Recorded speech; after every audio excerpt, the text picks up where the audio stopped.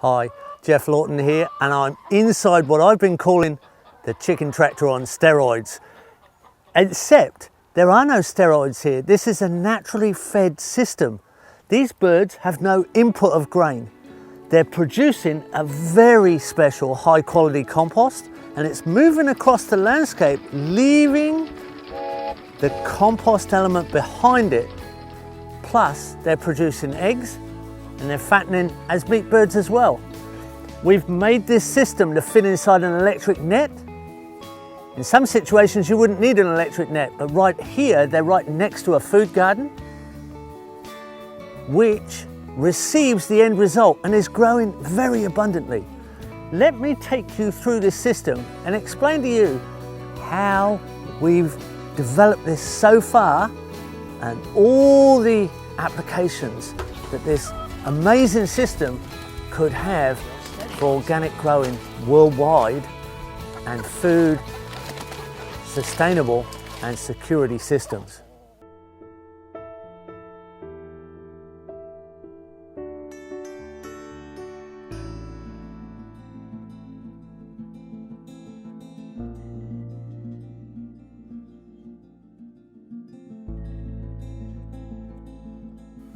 This is an old car trailer.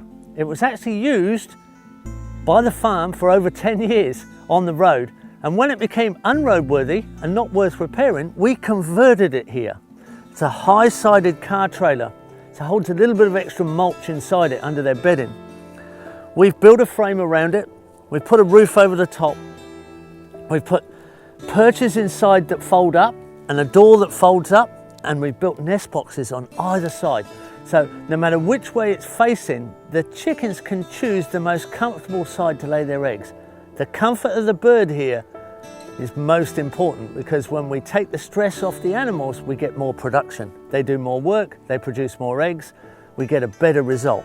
We've put an automatic watering system here that when we fill up this 10-gallon container at the top here, 20 litres of water, the small gravity pressure keeps the water supply continuously for the birds. They never run out of water, as long as we keep our eye on the main supply.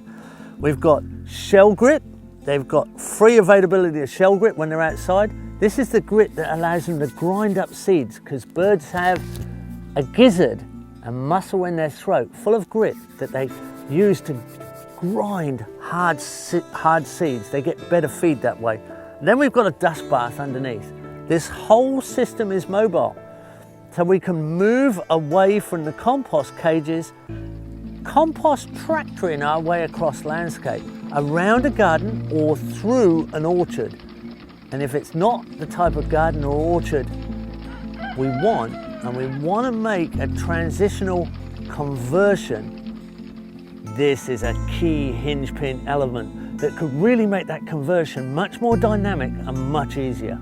This is a very low cost solution if you've got a couple of handy guys on site, or a couple of handy girls who can work in a workshop and do a little bit of welding, a little bit of recycling. You can get a trailer together like this for probably less than $100.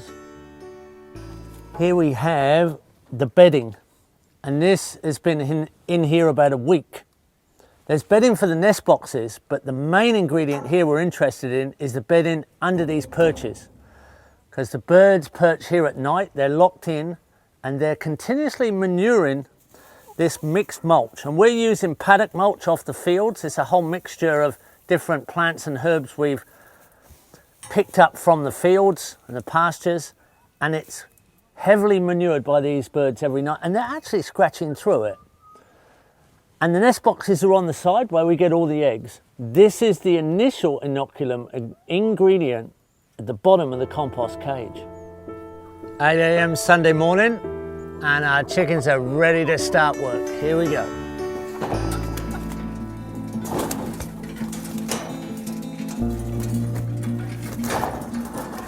There we go. Good morning.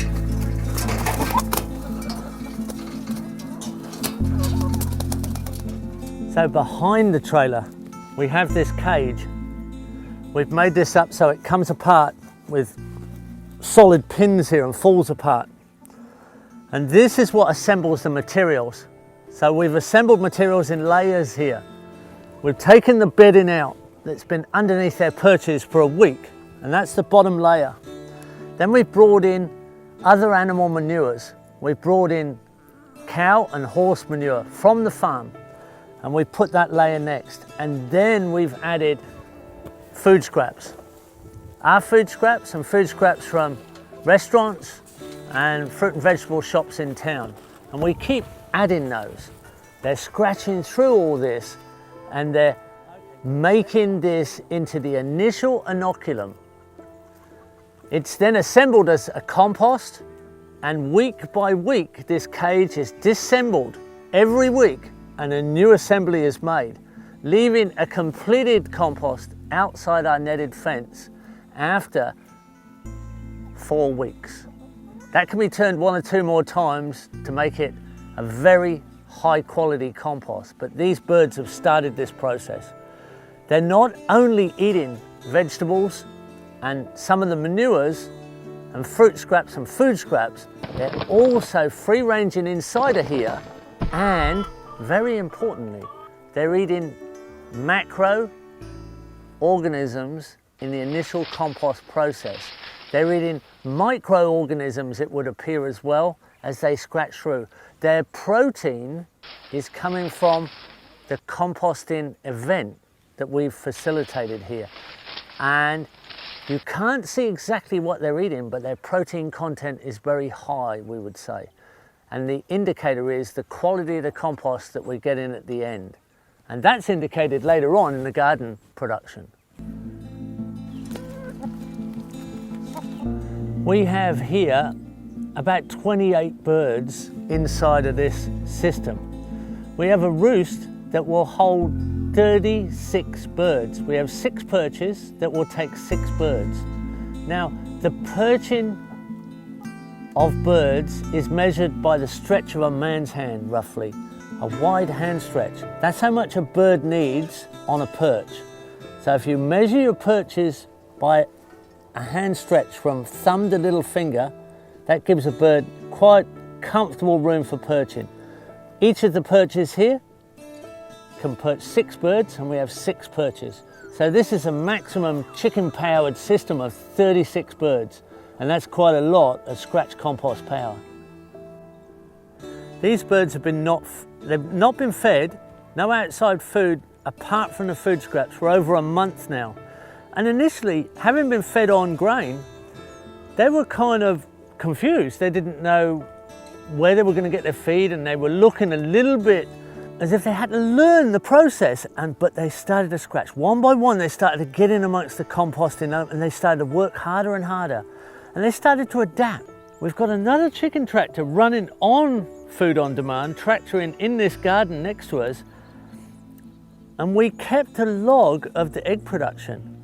And these birds kept up with the other birds. They've never produced less eggs, they've only produced more. The lowest they've got down to is an equal egg production to the other chicken tractor fed on grain, but quite a few days they've gone considerably more, up to 1/3 more in egg production on the compost bed birds.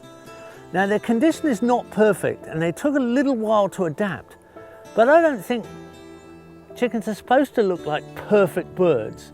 These are hard-working birds. They look like they're working hard. They've probably got better muscle tone. I'm sure they've got a more diverse diet, and they look like they're more resilient. And that's what we need. We need more resiliency, and we need more functions out of every element, and they've definitely increased their function.